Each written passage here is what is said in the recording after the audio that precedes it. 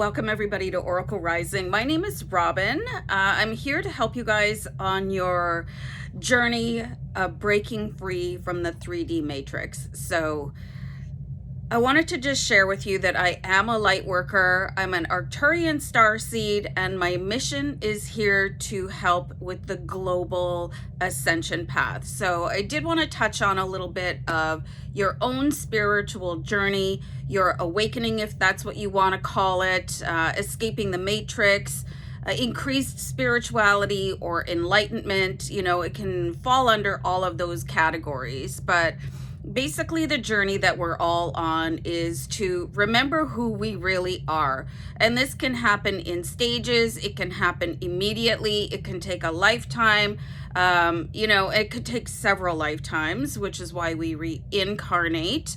But anyway, there are some phases, some stages that is pretty standard or typical for an awakening process. Okay, so and these could repeat, the cycles could repeat as you go through life, okay? Because nothing is a guarantee. You could move forward on the stages a little bit and then get knocked back depending on your circumstances, what you are subjected to, what karmic lessons you have to repeat because you didn't get them the first time. Your spirit guides are like, no, back to the beginning, sorry. So anyway, generally the first step onto the path of enlightenment or to your ascension is a hermit mode or a dark night of the soul. They're both technically the same thing. It's where you really withdraw. Things could become very overwhelming and you need to step back. Life could seem incredibly ugly. You could see the veil being lifted on the 3D matrix. That's very similar to that scene in The Wizard of Oz when the curtain is pulled back and there's somebody manipulating things in the background. And that's basically the first step of the awakening process, is noticing something is not right in the world, okay? And I just don't fit into that anymore. I don't believe that. I don't believe mass media or news. Trust in government, could really slip where you're like, what is even going on here? And that is triggered by just usually something dramatic or traumatic happening. And then things can crash down a little bit. You could lose friends, which is okay. The universe is removing these people from your life because they're not serving your path anymore. And this is obviously going to be different for each and every one of us. I want to say that my dark night of the soul, it lasted several years because it can be such a shift in what you're seeing. And some people may even blame themselves for not noticing stuff like that before, but you wake up when it's your time to wake up. It's actually embedded in your DNA. It is embedded in your soul contract. So one of the most important things that you guys need to do while you're on this path, whether you're going up it or down it, is to not kick yourself, because this is all progress. Whatever is happening, it's all progress for your soul and it's all progress for your spirit. Okay, so the second point is glimmers of awareness. Okay, seeing yourself in a different way, coming to know yourself as an energy body, as an entity of spirit, understanding that there are greater spirit guides around you, other dimensions, getting sneak peeks of things. And this could come across your timeline. You could find a really interesting documentary to watch. You could connect with other people. I really like joining certain social media groups. I'm part of one now. It's the Galactic Federation of Lightworkers and Starseeds on Facebook, and I love it. It's such a supportive group, and there's tons of information being shared. You have to be careful about these groups sometimes too. It's just, I find that some social media groups are just an excuse for people to argue on a different platform. So it can be a little bit, be selective, like when you're doing stuff like that. So new guides are being presented to you, whether it is going to be during your astral travel or on your timeline. You could stumble across a guru on YouTube. One of my first guides that was really instrumental in changing the way that I saw the world and changing the way I think. His name is Paramahansa Nityananda, and I found him really enlightening and absolutely hysterically funny. So, but different guides are going to present themselves to you based on what you need, okay? So the third step, you guys, is a reevaluation of life. Some people might call that a midlife crisis, and a lot of people do wake up a little bit later in life because the manipulation of the forces, the dark negative forces, is very intense, and it starts immediately, on children, and they are born into the light, but they are trained in darkness. Okay, so and that's a very deep subject as well, and it can sound a little bit scary, but believing in the government, believing everything that is on TV. Some people call television tell lies visions. So you really want to start watching what type of media that you're consuming for yourself. And you might think, well, I don't belong with these people. I don't belong in this career path.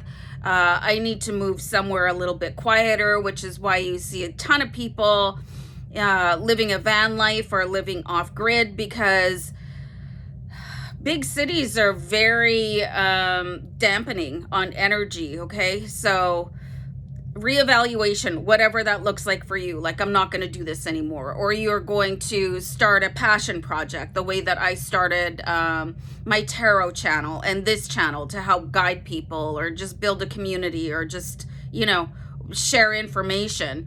So the fourth, seeking new information, okay, streams and guides. So after you start to reevaluate your life and like weed out what doesn't belong to you anymore, you start looking for information. Whereas before with the glimmers, you would see little pops of things and you're like, oh, okay, well, that was really interesting. So now you're determined to find out a little bit more and actively seek guides that can open new doors of awareness for you. That's how I found Steve Nobel, who I've been following for years, because his meditations and transmissions are absolutely brilliant, at least to me, and he does have quite a number of followers, so he does speak to a large contingent of starseeds and light workers around the world, and his meditations are bomb. I just want to say that. I'm not affiliated with him, but, anyway, rambling. So actively seeking new information streams. You might see something about 12-strand DNA. You might want to find out a little bit more about your Lightworker path or your starseed origin and what that means to you. Start seeking out starseed affiliations, finding people, and really growing your network as you move up on your spiritual path, okay? So all of this can really lead you up into a plateau where you're just, well, what's even happening here right now? I'm doing all this work, maybe not seeing a whole ton of improvements in your 3D matrix life, but things are happening in your energy body, in your light body. Your chakras could be opening up, but it could feel a little bit stagnant. And as a matter of fact, when you start receiving downloads, it can be quite exhausting on your body, because parts of it are being, for the most part, you want to say left behind to a certain degree. And it can be very, very tiring to go through these changes, like ascension. You're really going up into a different density or dimension, depending on what you want to call it. And it can be very hard for your body, and receiving constant downloads. The more that you're aware of guides and you're open to receive information during your sleeping hours, or you're having very intense meditation sessions, it can feel like, where am I right now? Why am I so tired? Why am I seeing all these false flags around me? And it can leave you questioning everything. So that's actually a good sign. You know how that phrase goes, it's always darkest before the dawn. Keep that in mind, okay? Because you could be making all this monumental progress, like I did when I was released from one position of employment, and I had quite a number of months off in a row, and I really, really worked on myself. And then I had to go, to supplement my income. I really needed to go back into the world, into the matrix, and it was very difficult for me. It took up all my energy, and long story, blah, blah, blah. But after that, you come to recognize the new tools that you have been given and how much stronger you are. And you should have had the opportunity to build up at least one connection, Lightworker, Light Warrior, Indigo, Empath, Crystal, Starseed, really connected with your interdimensional guides, and call on them for strength. And then you should really start to feel that ascension, the lightness coming in and being able to react to things with love. And the intention is love. This could be your grand awakening where everything changes for the better, and all that hard work that you put in and all these other stages of your awakening, your enlightenment, your ascension starts to really pay off for you. It starts to really show. And then you have this realization of who you are, like really remembering who you are, that your soul is an interdimensional traveler, came here to help with the mission of raising the energy of Earth and its inhabitants, okay? You will be recognizing yourself as a spirit of divine love and light, of universal consciousness, of grand awakening and unity, and that everyone here is on their own journey. And the spectrum in the way that you think and evaluate will probably completely change, so that's what the journey is actually all about. It's discovering you, who you are, without the human body, just being love and light and everything else that is beautiful and glowing. I think we've all had some pretty complicated journeys. I hear from you guys quite a bit, through emails and messaging on my Facebook page, which is Aries Fire Tarot. I don't have social media for Oracle Rising. So it is really important for us to stay connected as we go through this journey, because you can make so much progress and then get knocked back. You could think that you're doing it wrong. And that's something that I really want to emphasize, is that you're not doing it wrong at all. This is the journey that you wrote for yourself before you incarnated into this body. So don't be hard on yourself if you slip and slide and then climb a couple rungs and then free fall and feel lost and you're a hot mess out there. I'm there constantly. I'm in the grind with you guys. I'm helping my best to raise the vibration around me. You're going to have moods, you're not expected to be perfect. You're not expected to be a comedian and cheer up everybody else. You are expected to basically keep your energy as high as possible, allowing for blips along the way. I just saw angel number 1414.